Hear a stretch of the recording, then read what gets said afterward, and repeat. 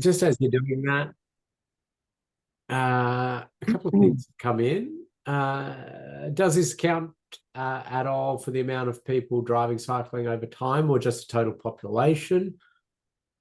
So the second one was actually per capita, so that Yeah. is taking into account the population there.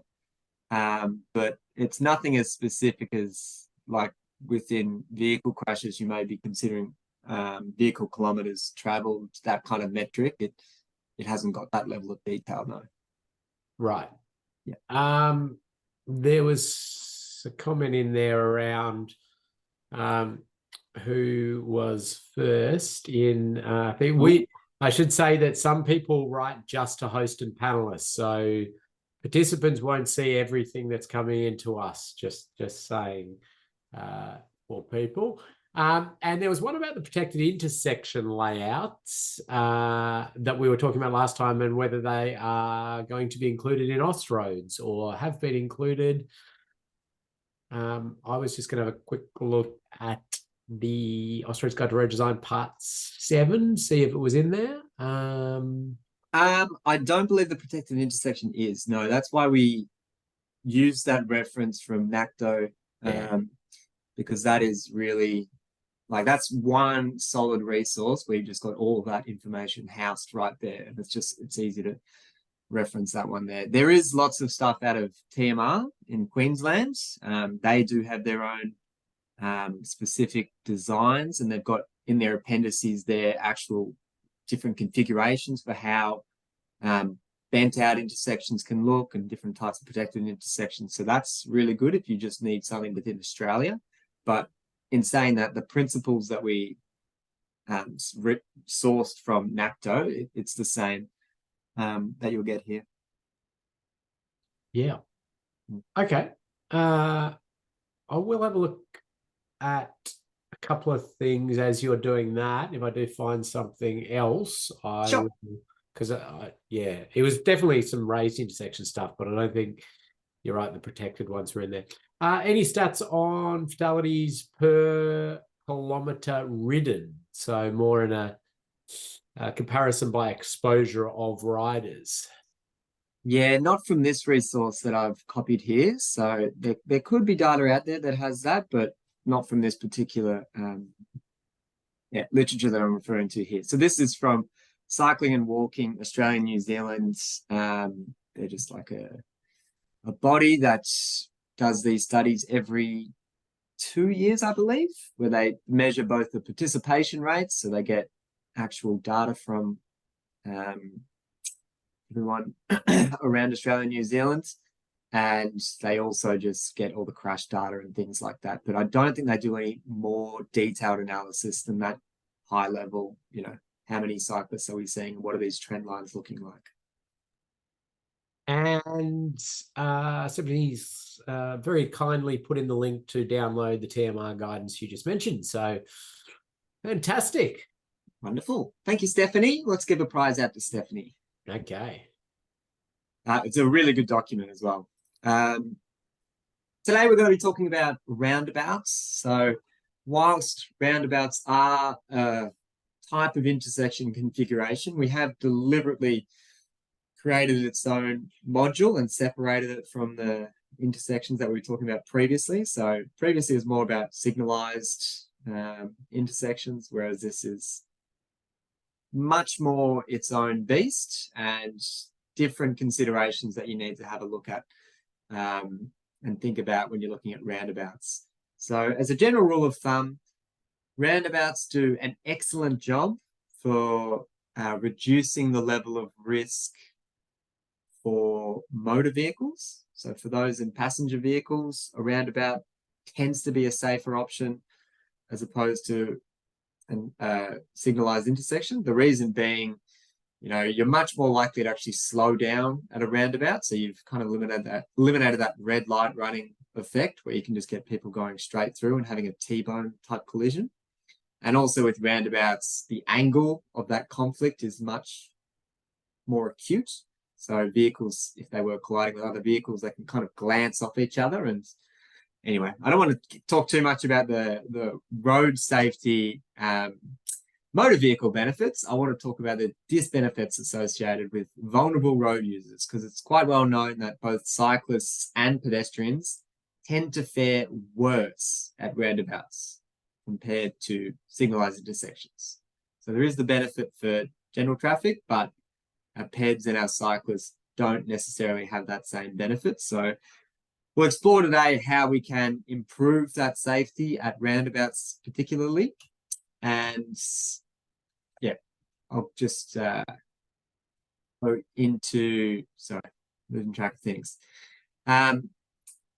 Hopefully everyone managed to watch the previous 360-degree video where we had these two examples. One was the protected intersection, one was a more conventional intersection and performing a hook turn. I'd love to know your feedback on that. And before I get into the agenda, I just wanted to let everyone know that we don't have any Wally's in today's session. So don't be on the lookout for Wally because he's not in today's session. We have an assignment following today, and I'll talk you through that assignment at the end there. Loretta. Thanks, Max. Just a question that's come through in regards to if you know of any maps that showing the hotspot for fatal accident locations. So not at a national level. There could be. You could look at like the Department of, I forget what the federal department is called now. They may have some crash data statistics and mapping on their website, but certainly at a jurisdictional level, depending on which jurisdiction you're from, there tend to be data sources available. So you can have a look at exactly where those crashes are occurring, and you can filter it by the road user. So cyclist or pedestrian or what time of day and things like that. Ken, do you know any further? Yeah, so you used to, like, you can go into each jurisdiction and usually find it, but actually ARB, I got some funding to consolidate it into one spot. So can I still screen or just show it? All yours, yep. So there's a national one now. Yeah. I mean, there's little bits associated with the data. Can you see my screen? Yep. Yeah. There's little bits and pieces associated with the data in terms of, some jurisdictions are different timeframes, slightly different timeframes to the other, but generally you can zoom in and you can find your info, and then you can, see what it was. And can you filter it by just bikes, or is it all? I think it's just all crashes, not bikes. For this one, but if you want to just take bikes, you filter it out at the jurisdictional level. Yep. Okay, there you go. Good resource. Thanks, Ken. No worries. Go back to my slides here and run you through the agenda. Sorry, Loretta, another one? Sorry, yeah, we do. No, so firstly, thank you to Sarah. AGF is working on something at national level, so thanks for sharing that. But there's a question that's come through from Jan, who watched your video and noticed all the, near misses. Question is, do you know if there was any community engagement or education to get drivers up to speed on what the process is, how to use space safely and effectively? Great question. Yeah, so this site, because it was so innovative, and yeah, as you can appreciate, and for those that have seen it, traffic are still learning how to correctly use the intersection, and it's incredibly common for motorists to drive over the corner refuge island there. Yes, there was a lot of community consultation engagement, but given the location of this is in the inner city, it is a little bit tricky to engage with every single user that would pass that intersection, because you could live 2 hours away and still regularly travel through here or something like that. So yeah, to an extent, there was certainly local community consultation, and there was also media associated with that. So they produced brochures and what's the word, artistic impressions and videos and all those types of things to demonstrate what the purpose of this intersection is. But yeah, trying to get that out to every single person is a bit challenging, I would say. Question. All right. Third time's the charm. Today's agenda is once again similar kind of theme from our last session. I'm going to focus on this idea of protected roundabouts, and we'll have a discussion around what those look like.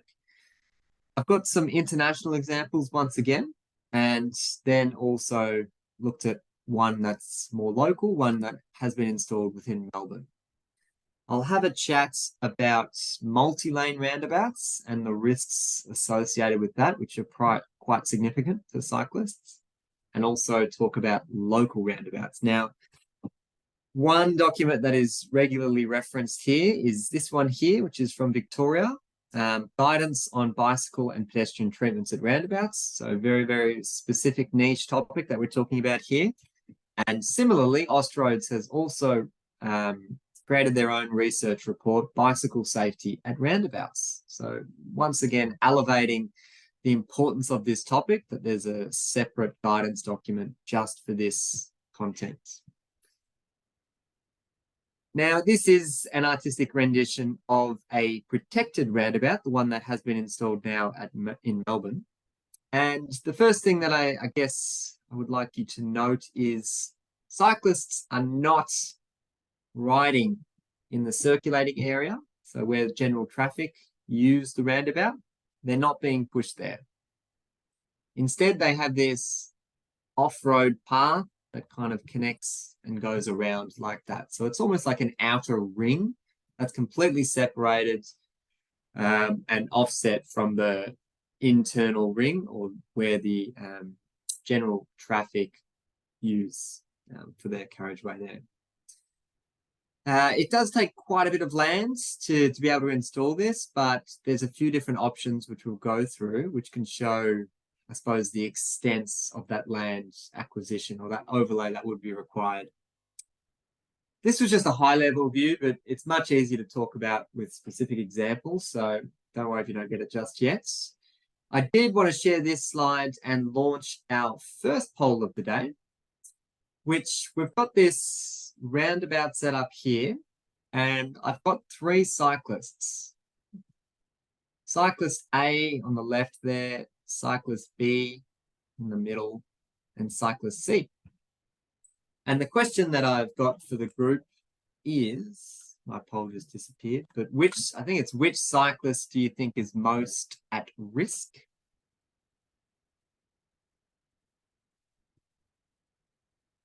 Yeah, which cyclist is most at risk? I've got good memory. It was verbatim.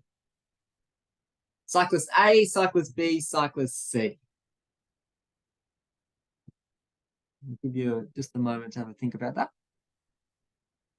And I should also confirm those shaded triangle bits. Once again, that is like the sight lines of the driver, if that helps you formulate your response. So all those shaded triangles you're seeing, that's kind of where the driver is focusing.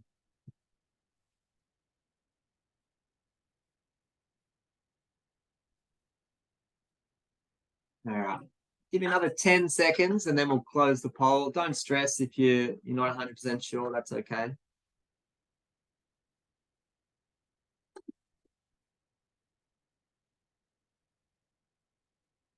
All right, and we might just end the poll there and we can share the results. And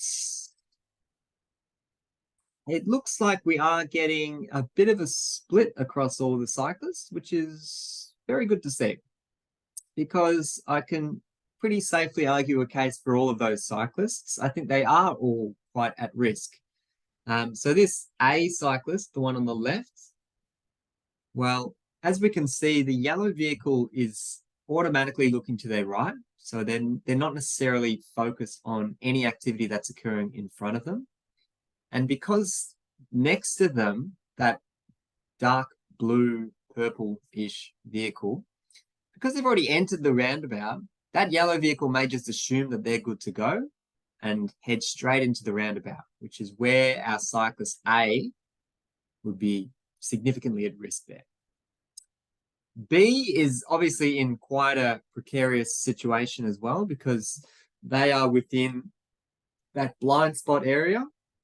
And also, as that purple vehicle has already started entering the roundabout, it does look like that is quite, and that there might be a conflict in that scenario there. So certainly that one is of concern. And C as well can also be at risk in this instance, where once again, if this purple vehicle did happen to just slow down and stop because they're like, oh, I've just seen C, I can't enter this roundabout, I'm going to stop. They may be able to do that in time, but this yellow vehicle may have already entered the roundabout, assuming that they're good to go, which is when that C cyclist may get struck. So I really do think that all of those cyclists are at risk. So I'm completely relieved to see that everyone has kind of formulated their own opinion there. And yeah, it's good to see that we've kind of acknowledged that there are multiple locations in the roundabout where cyclists are in a precarious situation. Now, when we do look at the cycling trauma that is occurring at roundabouts, we've done some analysis, some analysis has been completed to demonstrate exactly what type of conflicts are causing that trauma. And the most common is this, which is the entering motor vehicles versus circulating cyclists. So in this figure, the red lines are the motor vehicle and the dotted green are the cyclist. So this is just a classic example of a motorist looking but failing to see. Okay, so they're entering the roundabout. A cyclist could be there, but they just don't see them, or they don't process that they're a vehicle, and they enter that intersection or that roundabout. Okay, so that's the most common crash type that we're seeing there. At about 8%, we've got cyclists crossing over as a pedestrian. The reason this one may be of particular concern is as vehicles are exiting this leg, they tend to have their foot on the accelerator. So that's the point in time where they're picking up speed. So if there is a cyclist that's coming across at that point, it adds even more reaction time for the motorist to then get back to the brake and then, hopefully slow down to avoid that collision. But that's a very, another common conflict points within these roundabouts. This one, exiting motor vehicles versus circulating cyclists, it is only 9%, but anecdotally, that's the one that I'm most terrified about. So that's the one that certainly gives me the most stress.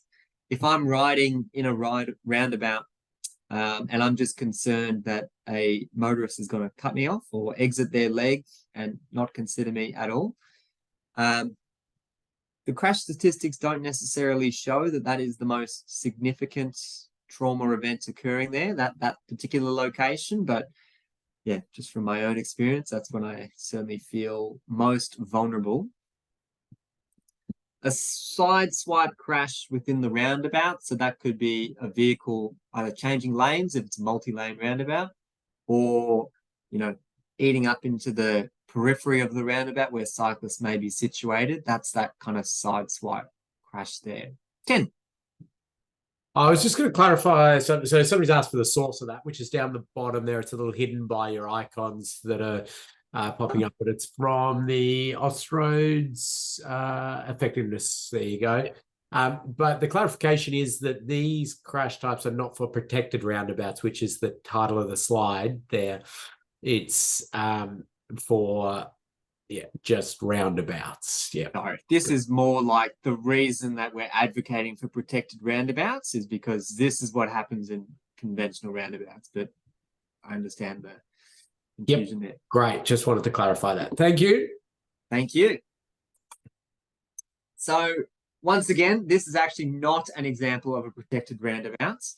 But some people have this idea, and this is what you need to be building if you're using the term protected roundabout. And I just wanted to say that no, it is not. This is a fantastic example of grade separation. This is the Hoven ring.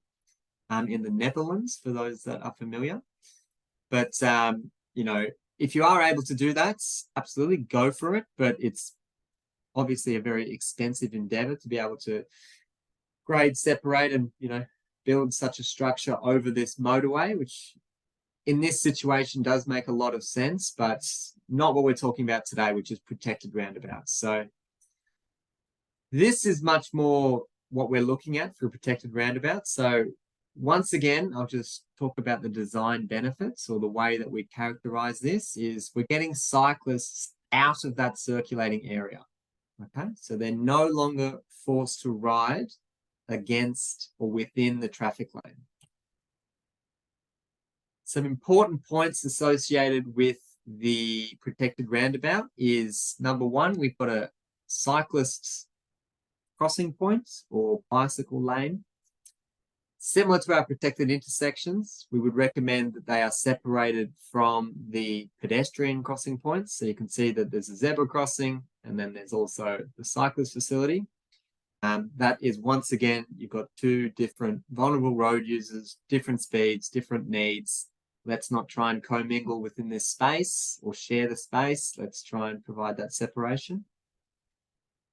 Number two here, we've got yield lines. The way that those are shown are different to what we would do within our jurisdictions. We would use give way line marking or something like that. But yeah, just something to make note of.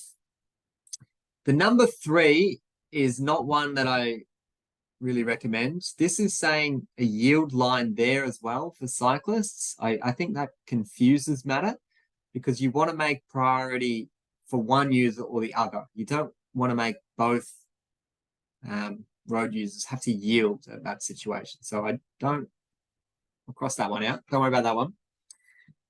There is a note there of just about the curb radius, just ensuring that you're slowing down vehicles, and channelizing islands, just providing some separation there in between pedestrians and cyclists. I wouldn't say it's a critical element, but yeah. Similarly with number 6, just making sure you've got all your associated signage up to spec. So I'm going to chat through now some real examples and give you a little bit of a spectrum of how this could be applied. So first one is in Assen, which is in the Netherlands. And automatically, I'm sure you may have noticed, it is quite a lot of land required for this particular example. What we've got is, we've got cyclists using this off-road path all the way around, you know, in that kind of fashion there, to be able to travel through this roundabout. The other really cool thing about this example is it is bi-directional. So cyclists don't have to just travel in one direction. So if you wanted to turn right, just as an example, you know, you're welcome to do something like this, but it might be quicker for your journey just to go that way instead, because it is a bi-directional facility. That's not the case with all protected roundabouts, but it is within this example. The other thing I wanted to show about this protected roundabout is we actually have a large offset from where vehicles are within the circulating area and where the conflict is. So I'll just refer to that as like the offset. I know I've used that term a few times, but it's just the distance that we're talking about from where the circulating area is to where the conflict point is. And that is a relatively large offset. And in this instance, it actually works quite well, because what that means is as vehicles are exiting their leg, so I'll just draw this vehicle at the top here, if they were to exit their leg, they would have an opportunity there to slow down, you know, give way, look left and right, ensure there's no cyclists or pedestrians, and then pass through.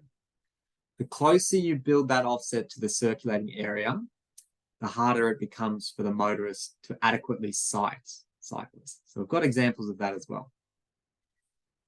In a perfect world, we would love to see all of these conflict points raised. So if they're raised, we know that we're going to get operating speeds much lower. So hopefully at 30 kilometers per hour or below. And it's also just reduces the risk of vehicles, putting on the accelerator as they're exiting the roundabout and failing to give way. So they're much more likely to actually slow down and give way to motorists. So if you've got the ability to raise all your protected roundabouts as well, that's another good consideration there. Here's how things look on the ground. It looks quite quiet in this picture, but I assume during peak periods, you'd see hundreds of cyclists traveling through here, as well as motor vehicles. But gives you just a bit of an idea of, how this space works. And for those motorists that are entering the roundabout, so if you're in this direction here, you do kind of have two cognitive decision points, because you first have to slow down, give way to the zebra, people at the zebra crossing, as well as cyclists that are crossing within that space. You've got the gap, then you can continue through, and then you're at your second hold line, or your give way there, where you're just giving way to the circulating area.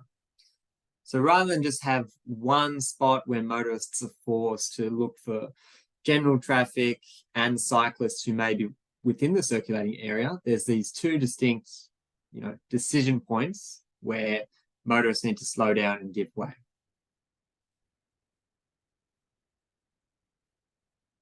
Now, this is a different example whereby we can see the offset is much more reduced. So our circulating area, once again here, general traffic, and the crossing point or the conflict point for cyclists, fairly minimal. There's not a lot of room there. This is still an example of a protected roundabout because we're not forcing cyclists into the circulating area. They do have their own separated, protected bicycle lane all the way around this feature. There are little separators there, so just like little concrete strips that provide that separation. Now, the reason that this kind of more reduced footprint can create additional risks is this vehicle here that's exiting the roundabout on the white vehicle there. And you can see just where they're situated, they've already entered that bicycle lane. Depending on the speed of this cyclist, there could be a risk there of a collision, but more so that white vehicle's ability to be able to look behind them and see the cyclist that's traveling in the same direction is relatively limited. So if you do get sightline issues, the more you're trying to squeeze these protected roundabouts up. It might make a little bit more sense at the ground level here. So I'll just get a little Porsche driver here that is, let's just say, for argument's sake, is pretending to exit this roundabout. So they want to exit at this lane here. If you put yourself in the driver's seat of that Porsche, nothing against Porsche drivers, if you put yourself in that position, do you think you'd be able to see that cyclist there? Remember, they're traveling in the same direction as you. And once again, it comes back to that angle point. So with our protected intersections, we were talking about trying to get the position of conflict to about 90 degrees. This angle that we're achieving here is not that 90 degrees. So that's why that line of sight issue, once again, becomes quite an issue. All right, I'll check in with Ken just to make sure I hadn't missed any questions in the chat or anything like that, or anything you want me to follow up on. Well, I've been letting it run a little bit because there's some things that you're covering later that people are sort of discussing and talking about. There was a question in the Q&A which was around the possibility of protected roundabouts at two-lane roundabouts, so multi-lane vehicle roundabouts, and any examples of that, or whether it's even possible. Yeah. Okay. So at the top of my head, something that kind of sparks a bit of concern about the multi-lane roundabouts is, let's see if I've got a blank slide in this one I can draw off. No, I don't. Basically, if you're looking at the roundabout here, and as you're approaching it, say there's 2 lanes there going into that, so that's the approach, and say there's a splitter there, and that's the exit leg. Because you've got those multi-lane approach, it is possible that a vehicle that's in this lane blocks the sight lines for a cyclist that's coming across. So a motorist that's closer to that travel point acts as an obstruction. So that vehicle may be slowing down to let the cyclist go across there, but the motorist that's adjacent to them may not understand why they're slowing down, or may just go straight through that. And that's where that issue of sight lines and dynamic visual obstruction, I believe the term is, comes from. So that's probably quite a significant concern to do with the multi-lane roundabout. So I can't say I've seen a multi-lane with a protected roundabout. No, yeah, and you've hit the nail on the head as to why it can't do it. It's the same reason why we don't very much try to avoid pedestrian crossings on multi-leg roads for exactly that decision. When you get to that point, you want to reconfigure and select a different treatment type.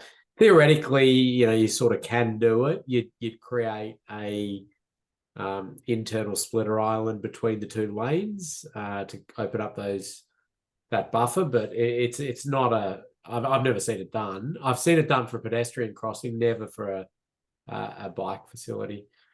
Some requests for sort of what volumes we're talking about where protected roundabouts are appropriate. Again, it's not one that I think we have a distinct, once you are over this number. Do you know of anything? No specific metric, but you would be, because these are all single lane roundabouts, you wouldn't expecting high capacity, high volumes through there. So in the thousands category, not tens of thousands. Yep. Okay. I'll keep rocking and rolling. So the first example was where we saw quite a large offset from the circulating area to where that conflict point is. Second example was where we had quite a reduced offset, and this one is like that in between. So we do have the circulating area shown once again where vehicles are driving, and cyclists also have that ring as well. So I do like this example in the sense that you're maintaining, the same kind of smooth radius curve for cyclists. You're not giving this jagged little path that goes around the roundabout. I do like this as a concept as well. And for motorists that are exiting the roundabout, they do have these little kind of storage bays, probably just wide enough to be able to store one vehicle. So they've got an ability to exit the circulating area, slow down, give way, look for cyclists and peds when there's a gap, continue their journey. And similarly for motorists entering the roundabout, they do have just enough room for one motorist to prop there. So there is that space there. This is as I said, like that happy medium in between getting something really, really big and providing a big offset and something really, really narrow. Here's how it looks on the ground. And I think this really illustrates once again why we would be advocating for that offset. This driver here, you can see they've got a very good sight line of cyclists that are crossing that facility. the closer that you bring that to the circulating area, the more and more difficult it becomes for them to adequately sight cyclists there. So the more space you can give to that conflict point, the better the outcome there. I'm going to play this video just to show you of a real life protected roundabout in action. So feel free to have a look at, the cyclists acting in that space, how this bus interacts with the environment as well. And yeah, you can just see what it feels like or how it looks on just any given day. This is just a protected roundabout in action. Also, the southern leg appears to be raised. Oh, and so is maybe they're all raised. Oh no, just the southern leg. I'm not too sure why. I can see the piano key markings, which generally means that's a raised crossing. But yeah, you can see it's quite a comfortable environment, and it is low speed, and looks like vehicles here are quite aware that they need to slow down and give way to cyclists at the conflict points. And interestingly, this is a bit of a combination between one direction bicycle lane, which is all those cyclists streaming down from the north there, and bi-directional as well. So it's kind of mishmash of both of those lane configuration types. So quite an interesting example, this one. Ken, any other questions let me follow up with? No, there's been a bit of commentary about a few different things, which I think we've covered off, but some general comments coming in around the impact on congestion. And yeah, I say, yep, okay, that's fine. It's gonna be more congested for vehicles going through the area. If you've made a strategic choice in your network that this is a bicycle priority corridor, then that's, so be it. And also leading on to that, some potential for things like rear end crashes or, vehicles storing in the circulating carriageway and that causing issues. These are all going to be very minor, minor crashes. Yeah, and these are the challenges with any sort of decision making in the transport field. We're trying to, we've got massively competing demands a lot, and you make decisions, and it's going to impact on one or the other. And we want to think about the severity of the outcome of some of these crashes. Very good. Well, I'll continue then. Thanks for the feedback. I'll now get stuck into Melbourne's protected roundabout.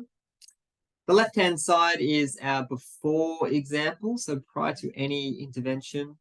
And what was installed was bicycle lanes at the periphery of the roundabout.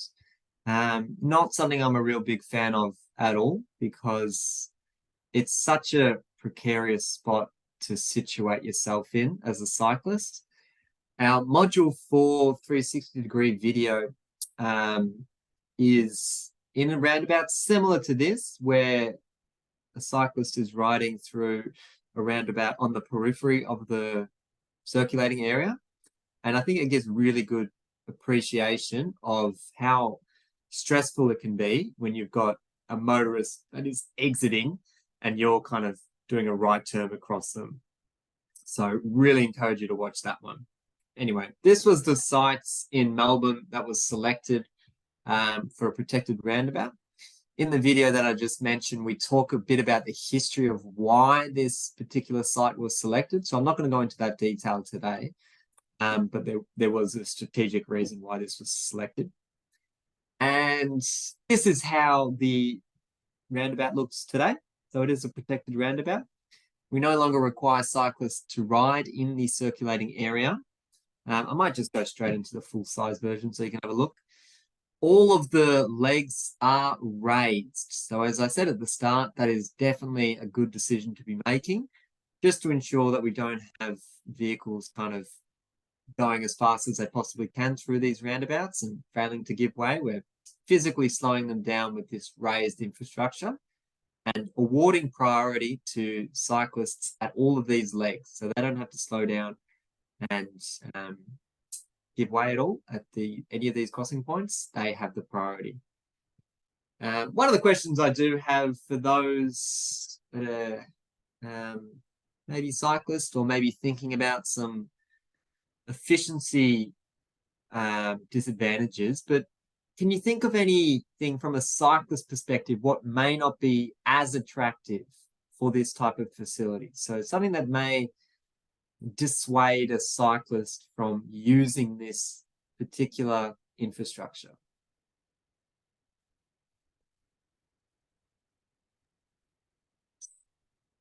Yeah, so most people are talking about that right-hand turn and having to sort of go an extra bit of distance around to make that turn if you're going to take the cycleways, your circulating carriageway. Absolutely. So that was the answer I was going for. So previously, if you were used to riding in this environment, you may have just been doing a right turn as so. And now with the protected roundabout, maybe it's a different color. You know, you're being encouraged to instead take this route here, which as you draw it out and look at it on the screen, it's like, yeah, it's much of a muchness. But as you actually cycle it, it can be very annoying to have to do that. In saying that, it is not necessarily used by all cyclists, and some cyclists do choose to use the circulating area. And when this was actually open and part of the open process, there was an evaluation conducted by us at Triple S Safe System Solutions, and we did an analysis to see what that level was. So cyclists using the circulating area as opposed to the protected roundabout side. And for cyclists that were heading through the roundabout, we recorded about 91% used the protected facility. Okay, so if cyclists were heading through, they're pretty happy to use this protected roundabout. It drops a little bit for cyclists that are wanting to turn right. That went down to about 77%. So if you wanted to turn right, 77% would be doing what that cyclist is doing, positioning themselves in the traffic lane and just using the circulating area. So some people view that as a failure of the project, that we should be getting 100% compliance, and we're trying to encourage cyclists to be using the safest facility that is available. I'm not quite as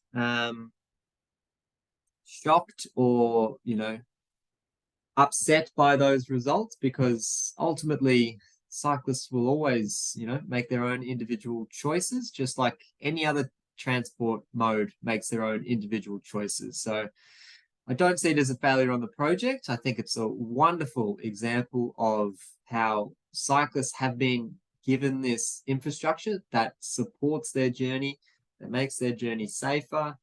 There's just been this investment purely for their, improvement in safety. And a cyclist makes their own decision as to whether or not to, employ that or to use that, or, that's just up to their own, their own merits. Just to show you what it looks like on approach. Sorry, Ken. There was just a clarification. It's 77% of cyclists use the cycle way. Yep. Yes, that's right. Yeah. So the overwhelming majority use the facility as it was designed, and then there's a small percentage that don't. Okay, there's a good bit of discussion in here. I'll let you keep digging on with this, and we'll come back to a few of these questions in a minute. Yeah, no dramas. Well, my next slide was going to be the break anyway, so we can have a chat after the break. But this is just what it looks like on approach.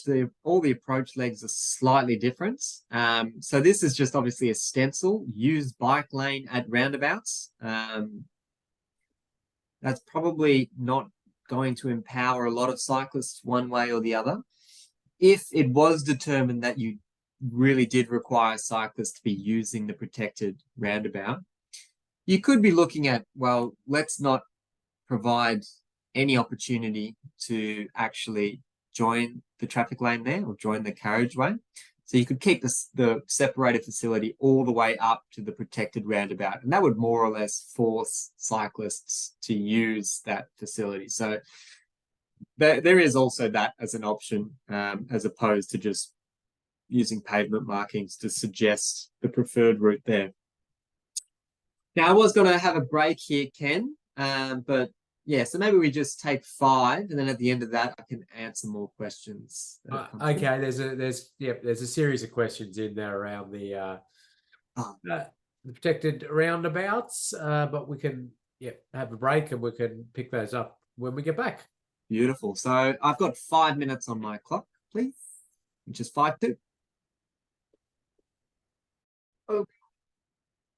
Okie dokie. Welcome back, everyone. Ken, you've got some questions for me. Yeah. So maybe jump back a slide just so we're looking at one of the roundabouts that I'm asking the questions on. Any guidance for maximum speed environments these could be deployed or adopted? Yeah, you'd be looking at low speed. So once again, this is more local roundabouts, I suppose you could think. I wouldn't expect them to be on arterials. Arterials tend to be, anything multi-lane. I wouldn't suggest these kind of things. Yeah, I guess also if you're considering raising your crossing points as well, you don't tend to have those in higher speed environments either. Okay. Yep. And considerations for parking. There's some interest in it. That blue BMW there, I think, and sort of the ability for them to get back in and possibly removal of parking as well. Any general comments on that? Yeah, well, what's particularly odd about this site is there are different arrangements at each leg. So we can see on this leg here, we do have a protected bicycle lane where cyclists are on the curbside, and then the parking lane is adjacent that. On the other legs, we've got parking lane and then the bicycle lane adjacent that. So there's all this mix match. So it's another area that I'd recommend consistency. Were you going to say something, Ken? Yeah, sorry, I got a clarification. Can you go one slide back? Yeah. I think I was on the wrong parking one. I think it's this one. Yeah. Or the one This you're one? just at where the vehicle's right there, like the silver. Oh, this vehicle. Yeah. That's a good point. That's incredibly close. Yeah. Well, I would suggest that the same parking restriction provisions still apply. That we would have with general roundabouts as well. It feels like that is incredibly close. Maybe that. Yeah, I forget exactly what. Yeah, we might have a quick look at that. Well, you'll have some video footage of this one or its neighboring one to look at after this session, so you can have an inspection of those yourselves. Are these multi-lane protected roundabouts appropriate on higher order distributor roads with high percentage of heavy vehicles? Good question. I've got a slide that chats to that in a bit more detail. So I might just shelf that for the moment. There's a question around, are there any examples, do we know of any where a roundabout has been fully signalised with pedestrian cycle facilities around it, giving sort of all the advantages of the roundabout and then essentially a signalised intersection? Yeah, right. Not that I'm aware of. Ken? Yeah, the one just outside Melbourne Uni, which has been there for a very long time, is almost all fully signalised across all legs, except for one leg. Yeah. And then I'm just trying to remember there's a couple of others out around. I'll have a little dig and see what I can find. Yeah, the one at Melbourne Uni though, because that's such a big roundabout there. I kind of forget that's a roundabout. Yeah. Well, that's right. Yeah. Very good. Any other questions, Ken? I think we're good to. There was some discussion about helmets. I don't think we're going to get into that in the cycling infrastructure. Haymarket roundabout's another good one, isn't it? Because it is certainly, as a good example of a roundabout that is fully signalised on all legs. It's chaos, but It's got a tram through it, and then we use it as an example of really bad because you got that bit where you come Yeah. off as a cyclist and you just it's just Yeah. chaos. But so yeah, It's a good one of not what not to do. Looks like we might have an example there in the chat as well. yeah. Mickleham Road, Melrose Drive was one that I was going to check. So cool. All right, we're getting a few good comments in. Thank you. Crowdsourcing answers here. Love to see it. Love the Lovely. collaboration. Give Thank you very Samuel a much. prize there. Give him coordinates and all of one. Awesome. All right. I'll chat about some multi-lane roundabouts now. And the reason that these present additional risks for cyclists. So I kind of already alluded to it before, but the fact that you've got multiple lanes, you can have vehicles failing to be able to adequately see cyclists because the adjacent traffic lane can block their sight lines. But in this example here, we've got a bicycle lane, and I'm just going to focus going right of the screen to the left. And let's just say the cyclist wanted to turn right. We do have some kind of separated facility because there are it looks like a footpath that they're cycling on. As they get closer to the roundabout, it actually drops down, so it becomes an on-road bicycle lane, which is not great. You would like to keep that separation. It's also kind of strange that the cycle facility tapers. So you can see it gets much narrower as it gets closer and closer to the roundabout. That's also not a great thing to be doing. And then through the roundabout itself, there's very limited infrastructure. There's a bit of pavement marking there, not at the conflict point, but just adjacent the splitter islands. So they would be cycling on the periphery of this roundabout. If they wanted to turn right, they would either have to, prop themselves here and pick a gap and then cross kind of in these two phases. There are no curb ramps whatsoever to actually support that. So a cyclist may also choose to cut across. And that involves cutting across two traffic lanes, which is super uncomfortable and not one would be recommending at all. Now, here's what it looks like on the ground. So you can see that bicycle lane really does taper in, which is very, very strange to see. And if you could imagine cycling through here and wanting to turn right and having to get across both of those traffic lanes, like that is just a nightmare. That's very, very stressful. The signals that you can see was noted there, unfortunately, nothing to do with the cycling facility. There's just an adjacent rail crossing there, level crossing. So when those boom gates go down, those signals come on, say don't do a left turn because there's boom gates. Nothing to do with the cyclists, unfortunately. So this is not a good example of multi-lane roundabouts for cycling infrastructure. This just highlights why it is such a significant concern for cyclists. I'll go to this example in Canberra, where we've got a very similar configuration, and it is treated differently though. So once again, I'll just focus on the right-hand side of the screen. We've got a cyclist. It is an on-road facility, but cyclists get taken off-road. So they get eased into this curb ramp and then taken off-road. They are shifted away from the roundabout. So similar to that protected roundabout thinking, not getting them near the circulating area, bringing them away from that. At this point here, there's a hold rail and they actually have to slow down and give way to vehicles, okay? So this is obviously an important transport corridor for general traffic, and instead we're awarding priority to general traffic, not to cyclists. So cyclists would have to pause and give way, cross over. If they wanted to turn right, once again, they continue their journey, grab the little hold rail, and then they pause and cross over. So improved opportunities there to do your right turn.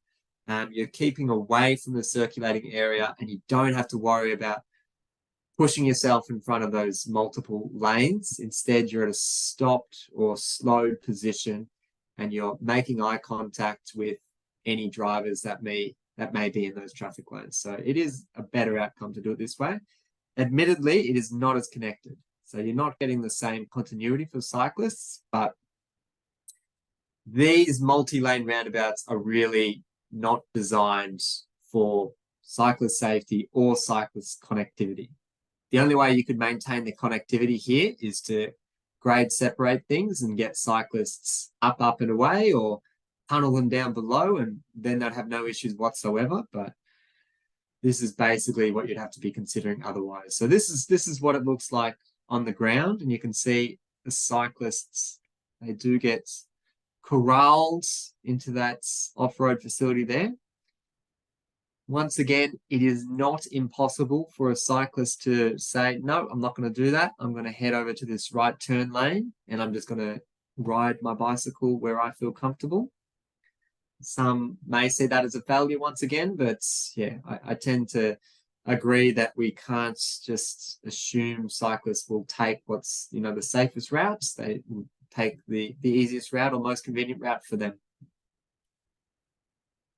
For those who've been in the game for a while, you may have come across this figure from the Austroads Guide to Road Design. This has been superseded. So this used to be recommended for practice, which is using the bicycle lanes in the periphery of multi-lane roundabouts. And I think I've just explained then and in today's module of why we would not be recommending having cyclists in the periphery of the roundabout. So just to note there, if you do have any hard copy versions of your Austroads, make sure you've got a big cross through that one there, because that's no longer being recommended. The question that we had before regarding what percentage of heavy vehicles and how do we consider, the movement functions of different routes and things like that associated with protected roundabouts. I did want to use this slide to talk about that in detail, but I'll check with Ken because it looks like he's got a burning question. No, a few questions again coming in that I've just been sort of pausing on. One associated with sort of the line marking and signage of these sorts of ones. There was a specific question on one of the previous slides where it was that one sort of, should you end the cycle line marking before then entering the roundabout and the like, which I think that's actually more the continuation of the line marking is more vehicle. Any comments on signs and lines around these? Yeah, so something that I have seen, which I'm actually a fan of, is using the green conflict paints for wayfinding, I guess, or destination as well. So if you painted this section green, although it's not a conflict point, it's so easily recognizable as like that's a cycling connection there. It just may make it that a little bit more clear that this is where the bike lane goes now, and you're not expected to go through the roundabout. So yeah, I would certainly consider putting some green paint there with the bicycle symbol there. Yep, and people maybe want an arrow for bikes pointing up there. Any consideration for the demographic of cyclists using these areas and then what your treatments would be? That's very, very valid. So the first example that I showed there, this one here, this is in a semi-rural location out in Traralgon, for those interested, at where Ken used to live. And popular training cyclist route, I suppose you would say. You wouldn't get kids riding there to go to school. You wouldn't get people going there to go and get their groceries, or it's unlikely at least. Instead, you would have that very confident cyclist riding through here. Would they be less inclined to use that other facility that I was talking about, where you're kind of shifting them off-road and making them stop and give way? Yes, they would be much less likely to use that. In saying that, it's nice to have that provision there for if they do need to use that, or if they're in a group of cyclists and perhaps members of that group are not comfortable with that same approach, or there are cyclists that just don't want to use that at all. So I do think that we need to be providing the infrastructure, not just to assume that this is the demographic that's always going to be there and always operating that environment. There could also be land use changes over the years. In a few decades, this could be a new school, or this could be adjacent a new shopping center or things like that. So yeah, I'm fond of putting the infrastructure in, and if it's not used to begin with, it's not necessarily a failure or a waste or anything like that. Yep. Good. We've got. Oh yeah, yeah. We're gonna have a bit of a chat about Sharrows soon, I think. Anyway, so let's keep going. Wonderful. Thank you, Ken. So yeah, I just mentioned that one. We don't have that in our guide anymore. Instead, I was going to go back to the question regarding how can we prioritize different treatments, and this is, I think, quite a good example of it. So the east-west leg of this particular design, you can see it's multi-lane and it's a divided carriageway. So automatically, not knowing anything about this site, I would assume that it's probably a motorway or it's a higher order road. So movement here would presumably be quite important. And that could include having heavy vehicles through here. So that's something that immediately I'm just assuming about this site. If I compare that to my north-south legs, I can see there's one lane departure and one approach as well. So it's not multi-lane, and I'm going to make the assumption that these are more local roads. Maybe they're going to connect to, I don't know, a residential area, or just lower order roads altogether. So east-west has a higher movement function, north-south a smaller movement function. For those that have done any of your movement in place framework or anything like that, you can think of it in that categorization as well. So just thinking what is strategically more important for the movement of people and goods, I would be picking this east-west connection. And the reason I'm bringing that up is because that can then influence what type of infrastructure you are actually applying on the road there. So for cyclists that are crossing over the east-west leg, you can see what's being recommended is install grab handles for cyclists at crossing points. So there's no priority awarded there for cyclists. Instead, general traffic have that priority. And as I said, that's the movement corridor. That's when that's, function, that strategic purpose is more important. Conversely, at our local street crossing points, we've got this raised crossing with priority given to mammals, which is middle-aged men in lycra, as well as recreational cyclists and pedestrians crossing the minor road, okay? So because this doesn't have the same need to really get that throughput of traffic going through there, we can award the priority to pedestrians and to cyclists. And yeah, we can just give them that nice smooth connection through there. So in other words, if you were a cyclist and you were traveling through here and you wanted to turn right, coming from the left here, you would have priority crossing the minor leg. But then when you get to this point here, you need to grab the hold rail, stop, give way to any vehicles, cross over, stop, give way to any vehicles, and then continue your journey. You could theoretically also go across this way. Anywho, I just wanted to bring that up, that, you're not necessarily going to be apply the exact same protected roundabout design at every single roundabout that we have across our networks.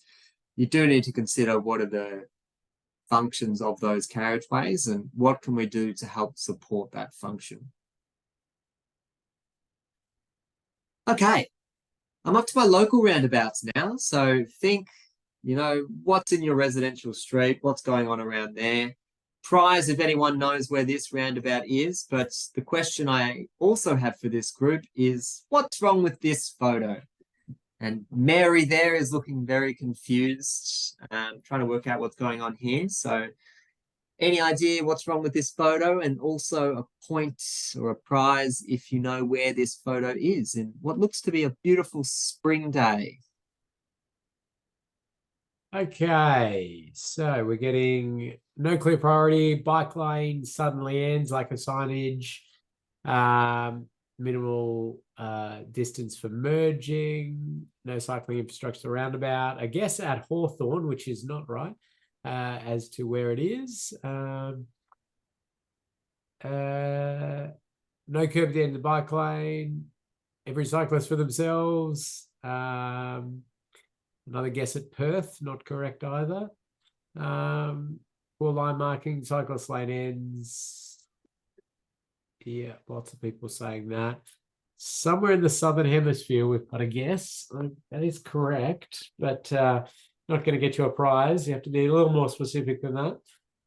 Dooring zones for the oncoming direction.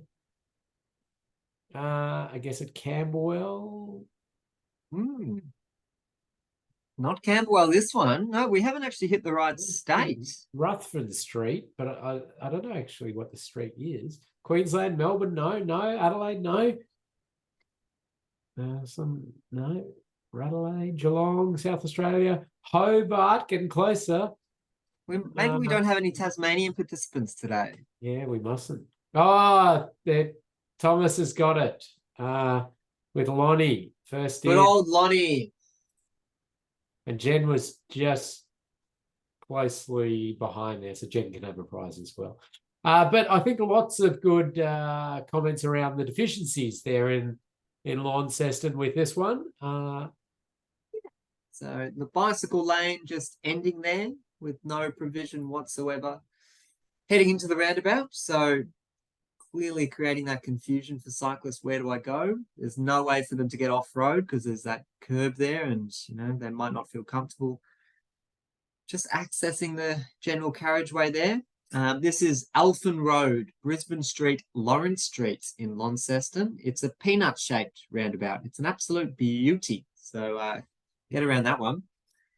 But yeah, another risk there that was noted that I thought was good spotting was the dooring risk on the other side. So very good to hear that has also entered your psyche there and you're processing broader risks. So fantastic to hear. But when we are thinking about these local roundabouts, generally we are in a much, much more constrained environment. So the ability to, build out protected roundabouts,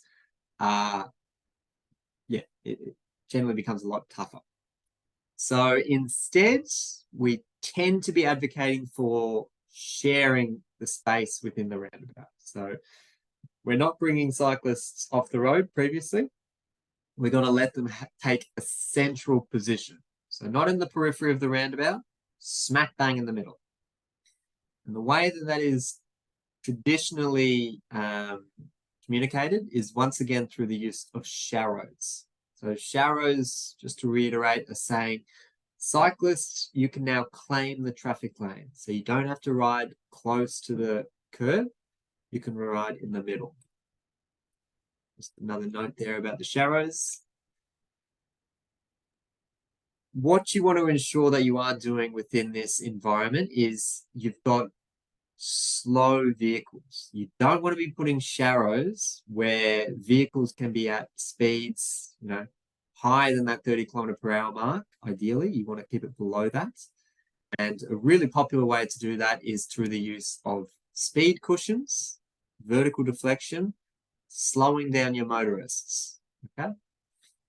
Now, ideally, you would have this speed cushion installed prior to that merge point, because it makes a lot more sense to having vehicles, slowing down prior to where they are potentially conflicting with cyclists. So just another thing to think about if you are considering using sharrows as part of your roundabout design, trying to bring speeds down prior to where the conflict point, as opposed to just hoping for the best and hoping that they're going to give way to one another. So big fan of that one there. And this is just another example of another local area traffic management treatment that's being used prior to entering the roundabout here. There is a little arrow that's used there just to demonstrate to cyclists that you're now going to enter the, the central part of the traffic lane. I'm not sure how much value that one really adds, but once again, another opportunity where we could have had the speed hump there prior to that conflict point. It would have been a better outcome there. Now, the rest of the session I'm going to use to explain our assignments because there's a few different quirks or avenues that you can do with the assignment. So I want to get all of that quite clear. And I also just wanted to share some educational things with cycling as well, because whilst, we've been talking a lot about cycling infrastructure and the actual specifics of the design components, as was mentioned with the protected intersection, how do you communicate those changes to your community so that they understand what that infrastructure is for and they understand the vulnerability of cyclists? So there's lots of different campaigns out there across the globe that I think we can really, use within our own contexts to help share that messages. So I'm just going to share a few of these. In California, they have a Lookout for Cyclists month where they just paste a variety of different ads and flyers and different media and things like that to remember that cyclists are using the transport network as they're entitled to, and they don't have the same safety benefits as general traffic. So trying to really communicate that on an annual basis for those that live within the area. Whilst I'm going through these ads, I'm going to launch another poll, Loretta, if you don't mind doing that. And it's just going to be a little snapshot of, your skills from the start of the session to how you're feeling now. So feel free to rate your level of cycling infrastructure knowledge, please. A few other examples that have cropped up. A few years ago, there was this Red Cup project where members of a variety of different cities and towns, they put these red cups on the edge of their bicycle lane. And then a few hours later, they would take a photo to show that those cups have been destroyed.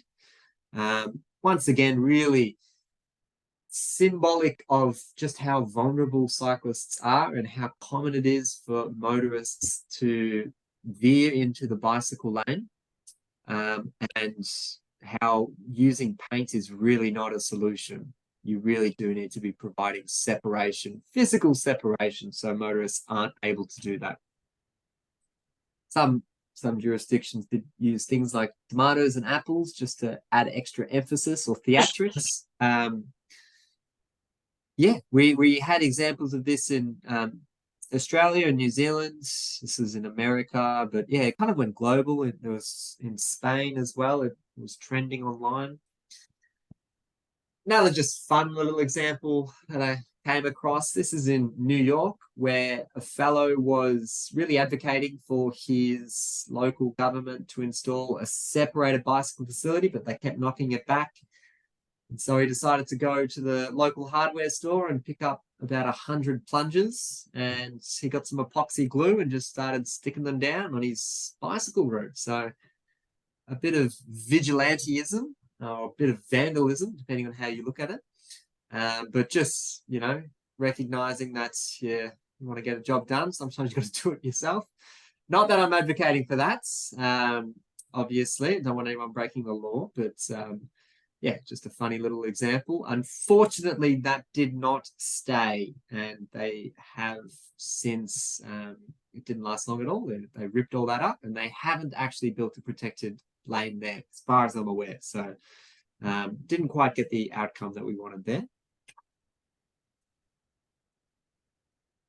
This video I'm not going to show now, but after today's session, feel free to watch this one. See Cyclist Think Horse. This was an ad campaign that ran in Scotland about 10 years ago now, but it was once again trying to convey that messaging that cyclists are vulnerable, and we need to be considering them and treat them as another person using our transport network, not just a grievance or anything like that.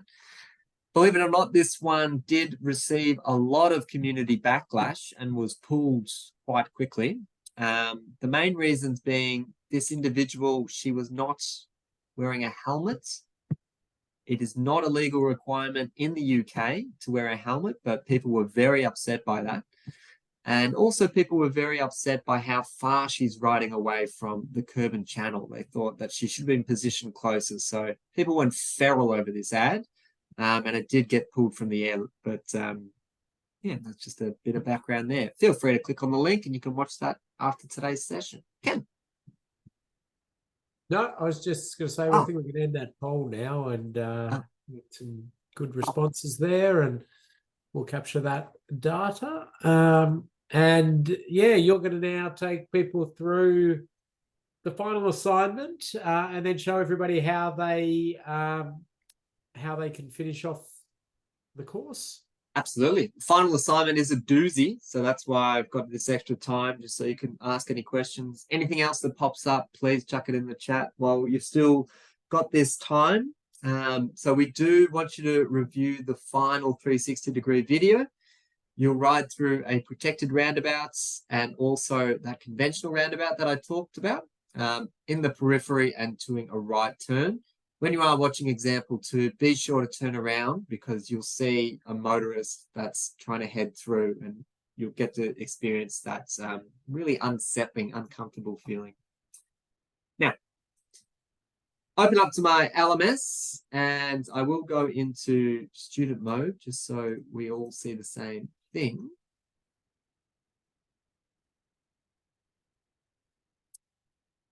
Alrighty. And we are up to module 4. Now, as you can see, there's a module 4 assignment box here. And there's also this letter to LGA's template. So both of those may be relevant. I'll explain that in more detail. In the module 4 assignment, there's a single Word document. Okay, so you're going to click on that and you're going to open that one. That Word document looks like this. And once again, I'm just going to go through the steps with this assignment to make sure that everything's conveyed clearly for everyone and you can ask any questions now. So what we want to get you to do is we actually want you to select a site that has existing cycling facilities. So when I say cycling facilities, I mean it could be an on-road bicycle lane, it could be a shared path, it could be a roundabout where they've got sharrows or anything like that. Anything to do with cycling. Please pick a site that is convenient for you. There's no need for you to travel out of your way to do this or anything like that.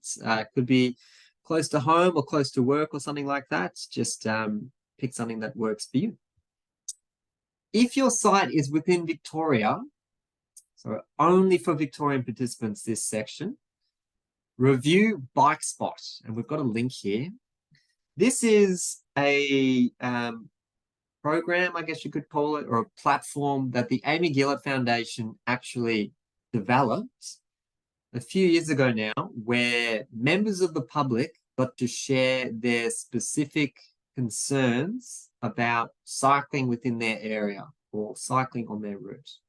So just as an example, I live in Frankston, for those interested. And say I wanted to go and visit this site here because near Nepean Highway there, because I ride there all the time. And what I'm going to do is, as part of the assignment, I'm actually going to say, well, this is the site I want to pick. I'm also going to review BikeSpot to see if there's been any concerns there. And, well, there has been a concern there. And the description of it is bike lane abruptly ends at intersection, suggests extending past the bike lane past the intersection before ending it.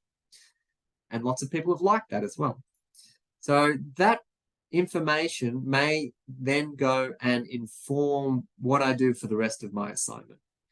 Once again, this isn't like a required step.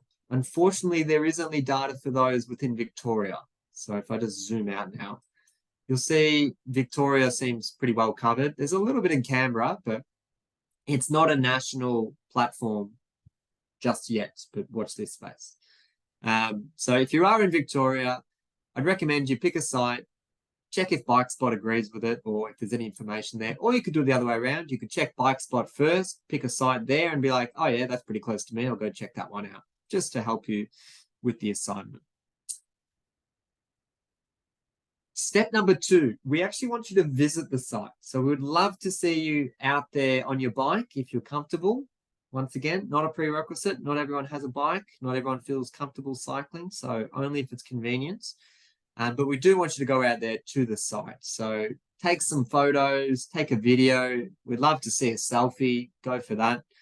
But we actually want you to go out there because it can be very different to what you see on Street View. So we want to make sure that you're getting the actual perspective. Once again, we've got some questions that we would like you to answer. And we encourage you to answer them in a format that suits you. So we really want to just encourage your creativity. And we've had very, very creative answers come through. So we've had things like TikToks, we've had people write poems, we've had people write songs, we've had people do comics, sketches, we've had people do AutoCAD designs or MicroStation designs, PowerPoint presentations, hand-drawn things. We've had people get their families involved to show, like, you know, this is me taking my little 8-year-old daughter to the local school, and this is what she has to put up with, this kind of thing. So just an opportunity if you want to get involved. And, you know, school holidays could be where you are at the moment, and maybe it's an opportunity for you to get the kids involved in something a little bit different. But yeah, just to give you a little bit of excitement. By all means, you're not getting actually marked on your creativity. So if you want to just respond to those questions in a Word document, that's completely fine. So just whatever works for you, whatever you'd like to do, we are supportive of that. Step number 4 is we'll get you to save and upload this document so similar to what you did for the assignment 2, you'd be able to upload the whatever format that you have to the LMS. I'll open up that again. So you can just click add submission, and then you just need to drag and drop your file and then save the changes. And then we get a notification saying that you've submitted your assignment and we can go in and grade it. The final step, once again, is optional. And it is fill in that template that I spoke about at the start, which is a letter to the LGA template. And it's basically an additional step here where if you're really passionate about what you've noted on your audit of the site, well, why not let the local council or local MP know about that? So we've given you this letter template, which says, I've recently completed the Cycling Infrastructure Technical Training course. As part of this course, I inspected a section of City of Frankston Cycling Network. The site I assessed was at Nepean Highway. So you're just going to fill in those pink sections there. I wish to alert council to the following design features that increase the risk of cyclist crashes. You can just dot point it out. I recommend council look at the following treatments. Once again, dot point it all out. This paragraph is only if you've managed to use this BikeSpot application. You can say this site has also been marked as a safety concern as part of the BikeSpot 2020 survey. Please find a link to the location to review the community's feedback. So this is just an opportunity for you to actually use your assignment to potentially influence change in the future, hopefully get something out there that's a little bit safer for our community, and, you know, start to embed those skills into the real world. Now, final thing I'll share on that module is the questions, and I should have gone to those prior, so apologies. But the questions that we want you to answer are, what infrastructure currently exists? What are the hazards for cyclists? What could be installed to better improve safety for cyclists?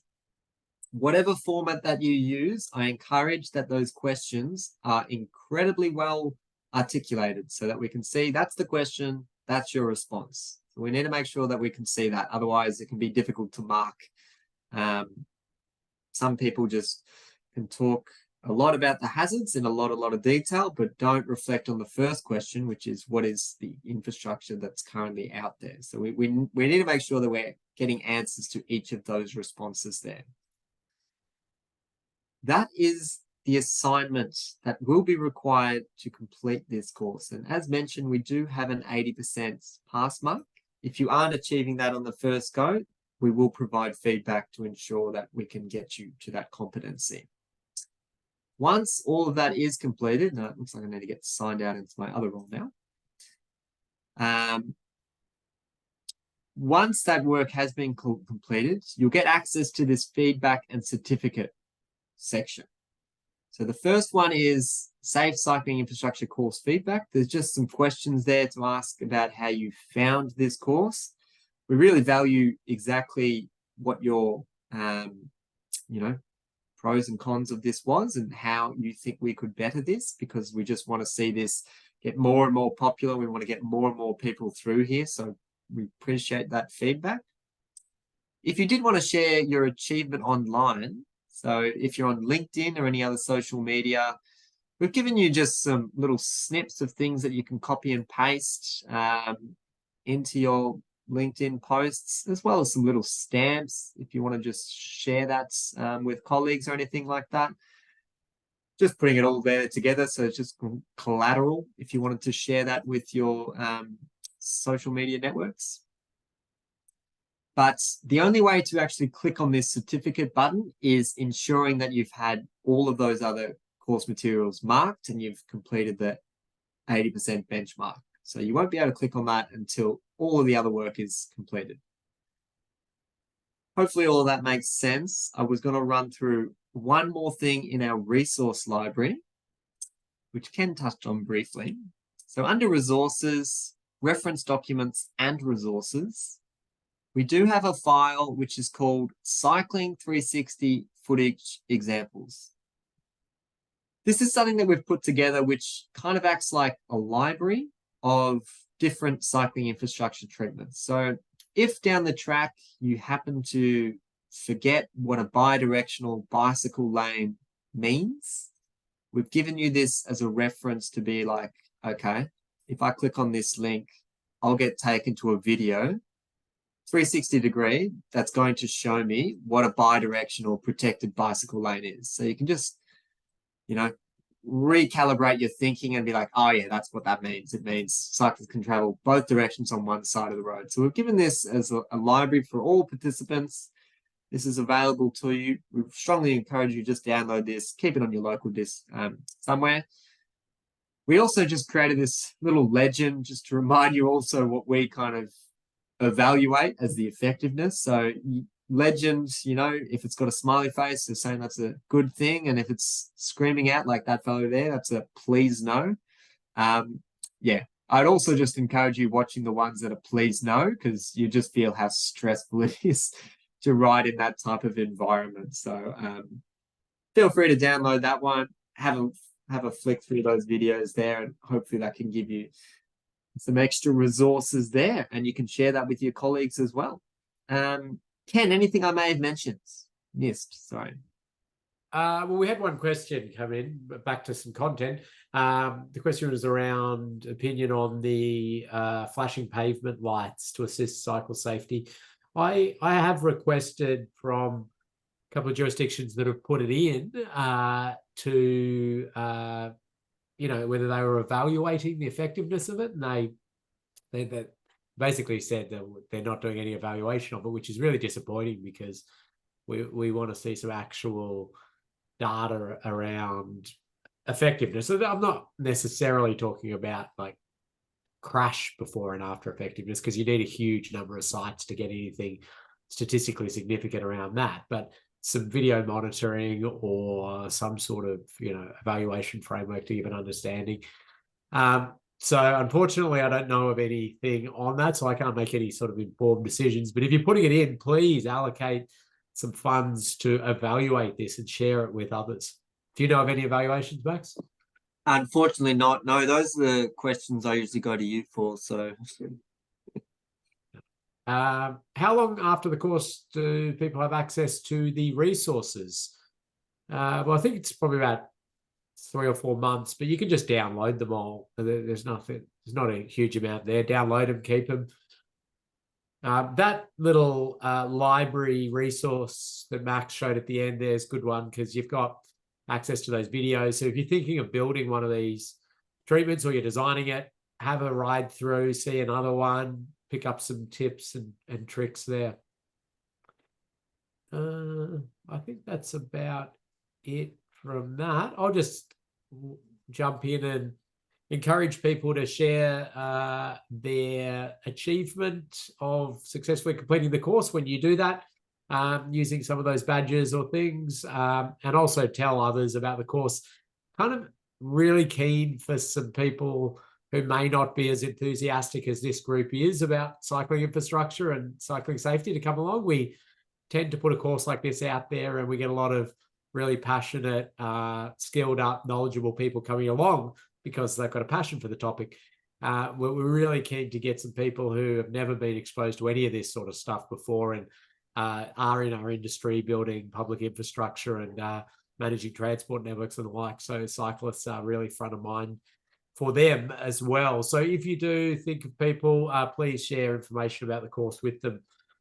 And I want to thank Max for all his wonderful presentations, his passion. He's basically put all of this together, and in terms of the content, does a wonderful job. And Loretta and the managing and organizing team behind the scenes who send you out the packs and make sure everything's going along, and will be the one that follows up with you later down the track when you haven't done that final assignment and finish things off. So yeah, please just finish that off. It shouldn't take you long. We'd love it if you sent that letter to your local member as well. And we actually saw some change happen as a result of that. And do copy us in if you do that, or send us a copy so we know that that's happening. We would love to see some actual examples of physical change as a result of what you learned out of this course. So over to you, Max, to say a final goodbye. Fantastic. Well, it's been a wonderful group. Lots of great, insightful comments, and always love to see those examples come through as well. I've had lots of interesting sites come through via email, so thanks for sharing those. It's certainly the most emoji heavy group I've ever presented, so congratulations. They've been wonderfully distracting, but really just put a smile on my dial. So it's lovely to see that flood of entertainment. And yeah, we look forward to seeing the next round of cycling infrastructure gurus getting out there, improving their cycling networks and making travel by two wheels much safer for the next generation out there.